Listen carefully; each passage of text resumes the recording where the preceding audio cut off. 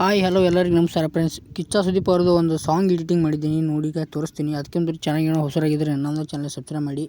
ಕ್ಯಾಪ್ಕಟ್ ಆ್ಯಪ್ನಲ್ಲಿ ಯಾವ ಥರ ಎಡಿಟಿಂಗ್ ಮಾಡೋದು ಅಂತ ಈಗ ನಾವು ಹೇಳ್ಕೊಡ್ತೀನಿ ನೋಡಿ ಫ್ರೆಂಡ್ಸ್. ಈಗ ಈ ಕ್ಯಾಪ್ಕಟ್ ಆ್ಯಪ್ನಲ್ಲಿ ಎಡಿಟಿಂಗ್ ಮಾಡೀನಿ, ಇದೆ ಕಿಚ್ಚ ಬಾಸ್ ಎಡಿಟಿಂಗು.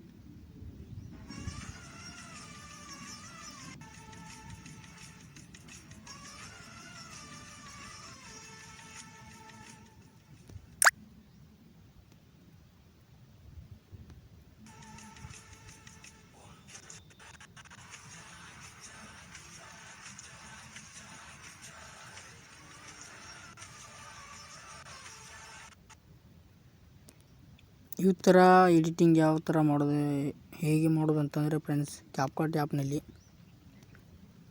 ನೋಡ್ಬೋದು ನೀವು. ಇಲ್ಲಿ ಎಫೆಕ್ಟ್ ಅಂತಿದೆಯಲ್ಲ, ಇದು ಎಫೆಕ್ಟ್ ಮೇಲೆ ಕ್ಲಿಕ್ ಮಾಡಿಬಿಟ್ರೆ ಇಲ್ಲಿ 3 ಥರ ಎಫೆಕ್ಟ್ ಇದೆ. Video effect, body effect, photo ಎಫೆಕ್ಟುಗಳು ಕೂಡ ಇದೆ. ವಿಡಿಯೋ ಎಫೆಕ್ಟ್ ಇದರಲ್ಲಿ ಬೇಜಾನ್ ಸಿಗುತ್ತೆ ನೋಡಿ ಫ್ರೆಂಡ್ಸ್. ಇಲ್ಲಿ ಇವೆಲ್ಲ ವಿಡಿಯೋಸ್ ಎಫೆಕ್ಟ್ಗಳು ಫ್ರೆಂಡ್ಸ್. ಇವನ್ನೆಲ್ಲ ವಿಡಿಯೋಗಳು ಹಾಕ್ಕೊಂಡ್ರೆ ಬೇಕಾದಂಗೆ ವಿಡಿಯೋ ಸಖತ್ತಾಗಿ ಎಡಿಟಿಂಗ್ ಆಗುತ್ತೆ. ವಿಡಿಯೋಸ್ಗಳು ಎಲ್ಲ ಇದರಲ್ಲಿ ಮಾಡಿದ್ದು, ಎಡಿಟಿಂಗ್ ಇದೆಲ್ಲ ಇದರಲ್ಲಿ ಮಾಡಿದ್ದು. ಇದರಲ್ಲಿ ಬಾಡಿದು ಕೂಡ ನೋಡ್ಬೋದು ನೀವು. ಇಲ್ಲಿಗ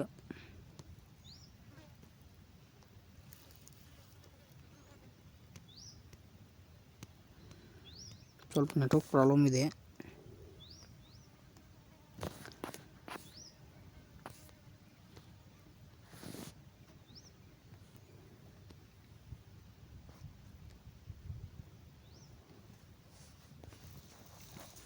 ಇದರಲ್ಲಿ ಕೂಡ ಬಾಡಿ ಎಫೆಕ್ಟ್ಗಳು ಚಲೋ ಬರ್ತಾವೆ, ಎಂಥ ಬೇಕಂತ ಎಫೆಕ್ಟ್ಗಳು ಬರ್ತಾವೆ ಇದರಲ್ಲಿ.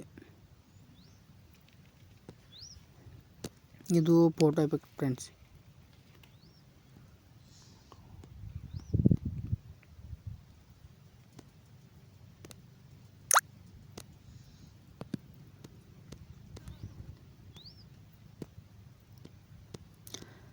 ಇವೆಲ್ಲ ಎಫೆಕ್ಟ್ ಇದು ಫ್ರೆಂಡ್ಸ್.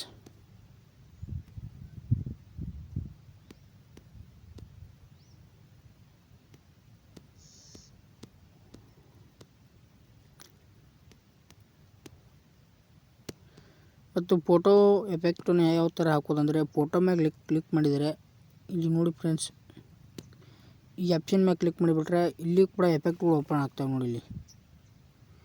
ಇಲ್ಲಿ ಕೂಡ ಬೇಜಾನ್ ಎಫೆಕ್ಟ್ಗಳು ಓಪನ್ ಆಗ್ತವೆ. ಹೊಸ ನೀವು ಎಫೆಕ್ಟ್ಗಳು ಏನಾರ ಇದು ಮಾಡಿದರೆ ಇವೆಲ್ಲ ಕ್ಯಾಪ್ಕಟ್ ಎಲ್ಲ ಆ್ಯಪ್ನಲ್ಲಿ ಹಾಕಿರ್ತಾರೆ. ಅವನ್ನೆಲ್ಲ ಡೈಲಿ 1-2 ಎಫೆಕ್ಟನ್ನು ಹಾಕಿ ಬಿಟ್ಟಿರ್ತಾರೆ. ಹೊಸ ಎಫೆಕ್ಟ್ಗಳು ಇರ್ತವೆ ನೋಡಿ ಫ್ರೆಂಡ್ಸ್. ಇವೆಲ್ಲ ಎಫೆಕ್ಟ್ಗಳು ಈಸಿಯಾಗಿ ಎಡಿಟಿಂಗ್ ಮಾಡ್ಕೋಬೋದು ಕ್ಯಾಪ್ಕಟ್ ಆ್ಯಪ್ನಲ್ಲಿ. ಇದೇ ಥರ ಕ್ಯಾಪ್ಕಟ್ ಆ್ಯಪ್ನಲ್ಲಿ ಎಡಿಟಿಂಗ್ ಯಾವ ಥರ ಮಾಡೋದು ಅಂತ ಹೇಳ್ಕೊಡ್ತೀನಿ. ನನ್ನ ಒಂದು ಚಾನಲ್ಗೆ ಸಬ್ಸ್ಕ್ರೈಬ್ ಮಾಡಿ. Thank you all friends.